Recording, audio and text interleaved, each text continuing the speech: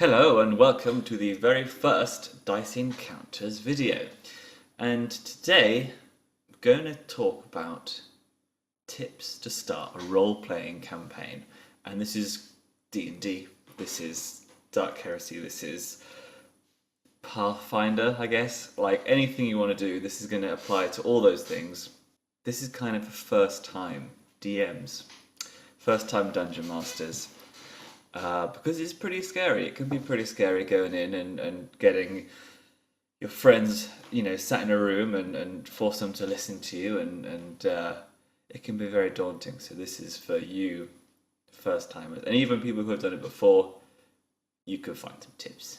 I'm sure. I'm sure one of these things would be helpful. So we're going to split it into 3 different sections. You got before the game, you got in the game, and after the game. So let's go straight into before the game. How do we prepare for a game of Dungeons and Dragons? Like you've bought the books, like those ones there. Not that many. You only need 1, maybe 2 to start off with.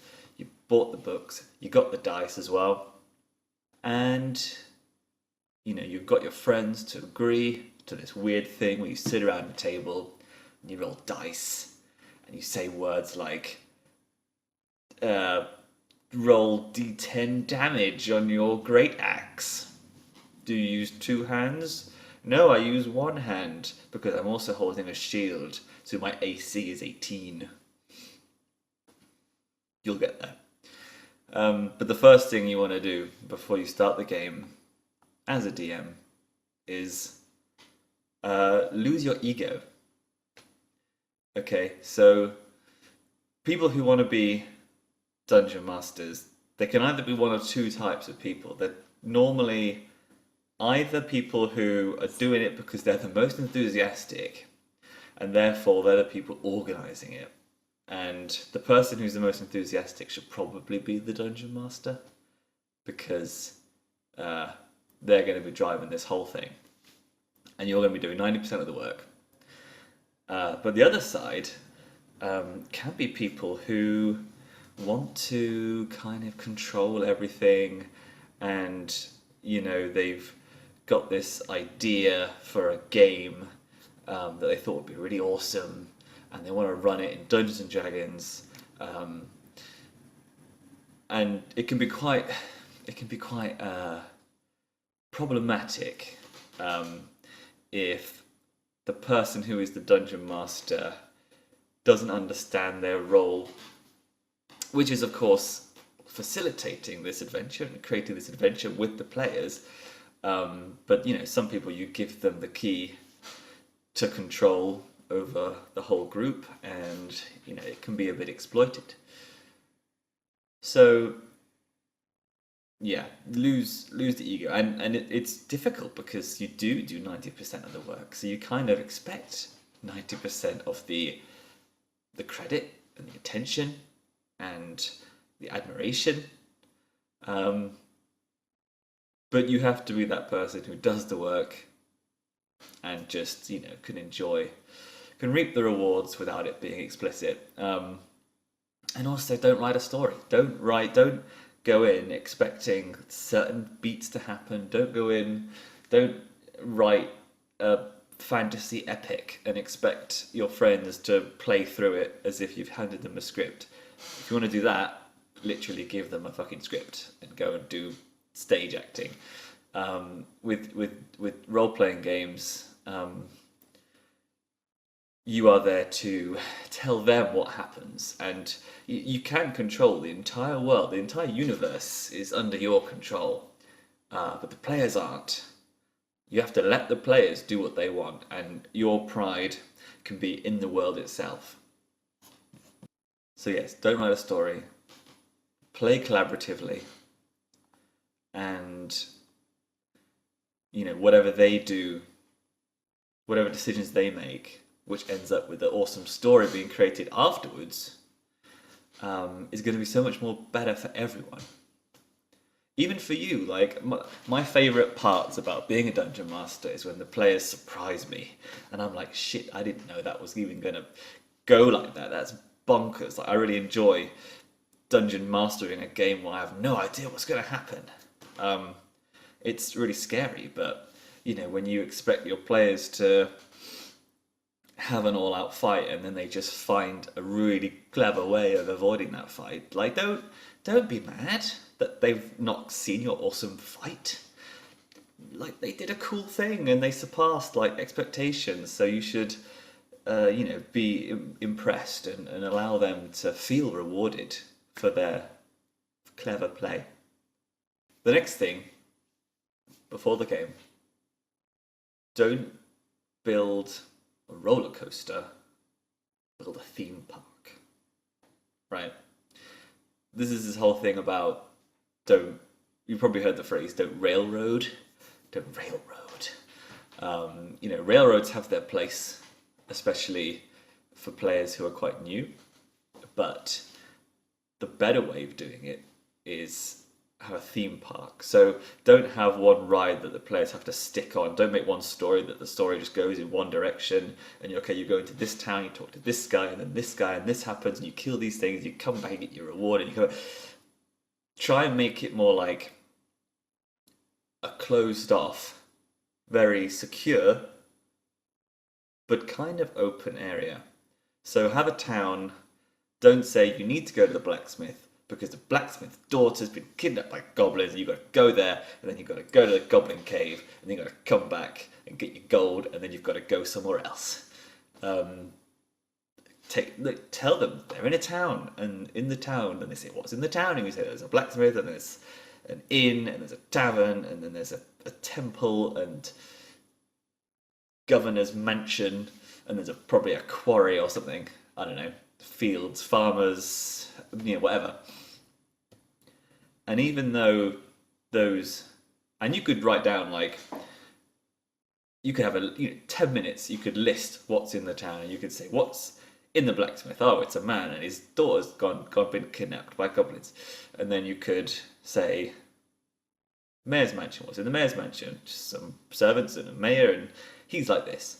And it's really not that hard to fill out this tiny little village of stuff. But it's so much better for the players to be like, and trust me, the first time people play Dungeons and Dragons, the first thing they're going to do is they're going to hear what you say that they should do. They're going to hear the plea of the blacksmith. And then they're going to say, I'm going to go buy beer. Stupid DM. And then you can be great. You go and you buy a beer. What beer would you like? Here's the menu. Oh, and there's so and so here, and this person, and they'll be like, oh, actually, okay, like, I don't feel like I'm on a railroad at all. This is great. And then you can have the blacksmith come to the tavern in the next morning and be like, my daughter's dead because you didn't go rescue her. And then the players will be like, shh. So yes, theme park. Lots of things, lots of attractions in a controlled space. Not a roller coaster. Give them enough choice that they want to actually stay there. Shit, we should really follow the quest. Make them feel like they've got enough to go on, basically. Next tip, session 0. Session 0 comes before 1. So this is technically not a playing session, but it's a session nonetheless where you sit down with your players and you go through all the things that you need to go through. And the more I play and the more campaigns that I start, the more useful I find this, because players sometimes you just need to lay down the law from the beginning. And it could be anything. It could be in-game stuff, any rules you've changed, any rules you don't want to use, to help them with their character creation. You could tell them about what kind of campaign you're making. Are you making a campaign with goblins who are to steal blacksmith's daughters? Or are you making a campaign where you're a bunch of barbarians in space with guitars, who really want to start their own uh, safari park, because that will establish expectations for the players going into your campaign, so they know what kind of characters they want to make. They can kind of get into the mindset of crazy 80s space barbarian if they need to, or they're like, oh, this is finally when I can be fucking Aragorn and I can be a ranger and shoot people. I mean, stab people. Aragorn doesn't shoot bows very often. They can just be really heroic. Um, Also, lay down the law about out the meta stuff. Do you want your players to commit to a 2-year campaign, or do you want them to commit to maybe less than 10 sessions and see how it goes? Are you going to let people drop out? Are you going to let people like? Are you looking for more players to join halfway through? Do you want to meet every 2 weeks? Is it every 1 week? How do people tell you that they're not coming? Um, do they get punished? What happened to their characters if they're not going to be there? What kind of XP do you want to do? Do you want to do milestone, or do you want to do spread out? And also, people can talk about, what I like to do is get not the characters, get the people, the real people, to talk about the character ideas they have, and then if they do it together, then you can kind of start doing like bonds between the characters already, and you can establish, okay, do you want to be pre-made? Do you want to like say that you guys already knew each other, or do you want to meet each other for the first time? And in my the campaign I'm running now, two of the players decided they'd be brother and sister because they both wanted to be drow elves, and they thought, well, why don't we just be related? That'd be cool. And they came up with this backstory where they'd gone through some trauma and they'd split up, and now they were back together again. And none of that stuff would have happened if they hadn't sat down in a room and talked about how they were bonded. It also is worth putting bonds between characters from the get-go, just to make it more interesting, because if players aren't interested in role-playing so much, then two characters in an adventuring party, they would never speak to each other, they just keep doing quests, right? So you want to like be like, you have this bond where Nibnard the ranger went hunting and accidentally shot your mother. um Bob the half elf. So yeah, you are really annoyed and you want vengeance on Nibnard. uh and already the player can come in, and even that would be more interesting than just being, oh right, yeah, adventuring party, fellow adventurer. So session 0 is really important. We're on to the next stage of the tips. That means we're talking about during the game. During the game, what do you do during the game of the session and be like, grr, I hate you, is improvisation. Now, if that really scares you, don't worry about it. You're going to have to improvise at some point because, as I said before, you should be writing a story, so there should be a lot of gaps that need to be filled in. And even if they're not gaps, you need to basically know your world well enough that you can say, this is how the world reacts to you. And I think one of the best learning curves I had was when players are being a bit annoying and are trying to like subvert your fantasy realm. If you put players in front of a lord or a mayor, probably one of your players is going to be actually respectful. The rest of them are just going to be little shits. Um, at least in my experience. So, and nothing kind of solves that so quickly as if you just completely carry on as natural as possible. Like, if the player kind of insults the Lord, just say, the Lord laughs. He finds you amusing. He finds your, defiance cute. And that will shut them down so fast. And it's that kind of improvisation that you wanna think about, because you can, and ironically, the most predictable thing is that the players will be unpredictable, and you will be able to know as you go which players want to stick to the quest and which ones are trying to move around, and you can adapt it as you go. But try not to talk out of character. Try not to be like, oh, time out. Like, guys, can you just fucking follow the quest? Can you just, like, he's a mayor, he's going to chop your head off. You spend so much time as a DM being people of authority. You get pretty good at it, actually. You get pretty good at being someone who can kill someone with a click of their fingers. And they deal with these elf rogues, chaotic neutral rogues all the time. Bring the players into the role-playing. Force them to take it seriously with you. So the next tip is changing the game. Now, you haven't written a story. This is fine, because you haven't written a story. One of the things about role-playing games is that they are they are complete simulations. It's not a video game. There's no set levels. There's no set dialogue. There's no set path.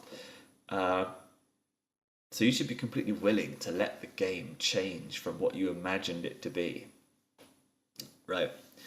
And one of the great things about games like Dungeon World is that they tell you just to create factions in the world. They, everything that has power. So you've got the mayor and his town, and then you've got the goblins in their cave, and you've got some like religious sect that's traveling to the town, and then you find out what their motivations are, and then you just play them out, and you say, well, the goblins, they want to go and kidnap people and eat them, so they're going to do that. And the Lord wants complete control of the town, and he wants to expand the town and make loads of money, but he also wants to protect the people. So those two guys are going to clash. And then the religious guys over here, they want to come in and they want to spread the word of their God. And they want to do that by, how would they do that? By, let's say, trying to convert the most revered people in the town, which happen to be the adventurers, who everyone likes now. Or the cleric who's just wandered in, and it doesn't matter what the players do, because you're just thinking, what are these factions doing then in retaliation? You don't have to think, oh, but I wanted to do this thing where there's a big clash and the mayor and the goblins, and they had this fight and there was an asteroid. Don't worry about that. If the players ignore the goblins, then in between the next sessions, you just say, well, the goblins are getting on, just getting on doing what they want to do, and they're loving it. And they get really cocky and they decide that they're going to double their efforts and steal even, kidnap even more people. And it helps you, because it takes the emphasis off you trying to predict what the players are going to do. You just have to say, this is what the world's doing, and you guys can go about and do your stuff and try and complete your objectives, whatever they are. But this is how the world is reacting to you. So don't worry about changing the game,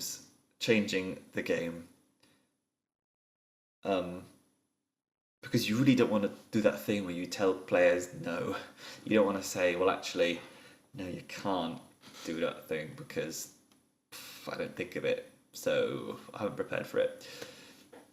So the last tip I have for mid-game DMery is keeping pace. This is more of a meta thing. But especially if you have a lot of players who all want to talk, and all want to talk and talking over each other and all want to do stuff at the same time, it's very, very easy to get stuck in one room of a dungeon for 2 hours. Especially in in fights as well, they take a long time. So I think the DM's job is to keep the pace, and you'll work out your own little routines, your own little ways of doing stuff. But in fights, for example, you're going to be keeping the initiative order going. You need to get people ready for the next turn. You need to tell people you're up next. So you need to make sure you know what you're doing. And even if they're going through a dungeon super slowly, or they're squabbling about something, and they don't want, they'll take prisoners, because players always take prisoners, and they'll want to interrogate a goblin, and the paladin will be saying that they shouldn't kill him, and the rogue will be saying they should kill him, and the warlock will be wanting to use him to summon a demon or something. And you got to be like, I will let this debate happen. I will let this happen because this is part of the story. But you also need to know when the point is where you should just say, okay, like, final answer, what are you doing? Or you just let the world interrupt. You say more goblins burst through because they heard you arguing. Or you just say, so you go into the next room. Like, you can override them. Don't do this very often. Don't do this at all very often. But you can, especially with newer players, you can narrate the bits that they don't really need to say. And that's especially true with movement, like out of combat movement. Or you can, shut down a scene, because sometimes there won't be a player who says, right, I'm going to the quest. You will need to say, so, you've gone to sleep and you've woken up and you've had breakfast and now you're on your way to the quest. That's definitely something that you can do and you should do, especially if you feel like people are getting a bit, antsy. So my last tip, sadly, is after the game, try and get feedback. Talk to your players, and try and get honest feedback. If you say to everyone as they're getting up from the table, "Oh, did you have fun?" They'll say, "Yes, we did have fun," and that'll be it. So you should try and, especially if you've seen players who have been really into it, so players who have been really into it, or were really frustrated, or players who were really quiet, you can go to them and you can say, "Oh, you seem to really enjoy it. What did you like about it? Did you think that was good?" Or if someone was really frustrated, you seemed really frustrated. What was the problem? It could be a rules thing. But whatever it is, you can prepare for the next time and you can help them. Also, one of the things I like to do is to ask them how they found the balance of social stuff and social role playing and combat and kind of maybe puzzle solving. Did they feel like the fight went on too long? Did they feel like they wanted to fight more? Did they feel like the role playing bit was a bit boring and naff? You want to find the best kind of mix for your group. So that was my 7 tips for starting a role playing campaign. If you want to read them instead of watch them, if you want to go and refresh yourself with all my points, maybe you can go and find it on dicyencounters.com. That is my blog where I write about D&D things and other things, game things, Warhammer things, and D&D things. And I hope you enjoyed this video. I hope you go out and you start a campaign and you're not scared, and you take those players and you make them have fun. They have lots of fun. And then you can join the illustrious group that is Dungeon Masters. So I hope you found these really useful. Being a Dungeon Master is the fastest and easiest way to start playing Dungeons and Dragons, because there are loads of players and no DMs.